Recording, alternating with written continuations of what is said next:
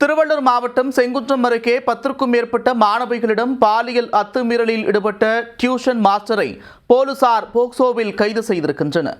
பள்ளி மாணவிகளிடம் அத்துமீறிய நபர் சிக்கியது எப்படி? திருவள்ளூர் மாவட்டம் செங்குன்றத்தை அடுத்த பம்மதுகுளம் பெருமாள் கோவில் தெருவைச் சேர்ந்தவர் 54 வயதான விக்டர் என்கின்ற காமராஜ்.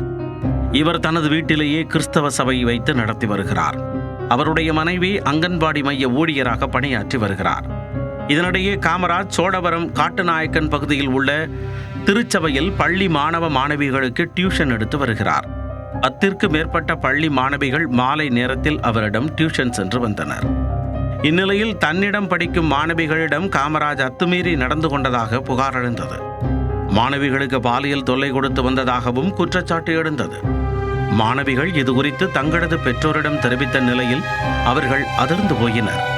தங்கள் வீட்டு குழந்தைகளை நம்பி டியூஷனுக்கு அனுப்பி வைத்தால் அவர்களிடம் அத்துமீறிய காமராஜ் மீது கடும் ஆத்திரம் அடைந்துள்ளனர். இதுகுறித்து குழந்தைகளின் பெற்றோர்கள் செங்குன்றம் அனைத்து மகளிர் காவல் நிலையத்தில் புகார் அளித்தனர். செங்குன்றம் சரக அனைத்து மகளிர் காவல் நிலைய ஆய்வாளர் பரணி இதுகுறித்து வழக்கு பதிவு செய்து காமராஜை காவல் நிலையம் அழைத்து வந்து விசாரணை நடத்தினர். அவரின் செல்போன்களை வாங்கி ஆய்வு செய்ததில் போலீசாருக்கு பல்வேறு அதிர்ச்சி தகவல்கள் தெரிய வந்தது. இதையடுத்து மாணவிகளிடம் அத்துமீறிய காமராஜ் மீது போக்சோ சட்டத்தின் கீழ் வழக்கு பதிந்து கைது செய்தனர். அவரை பொன்னேரி நீதிமன்றத்தில் ஆஜர்படுத்தி புழல் சிறையில் அடைத்தனர்.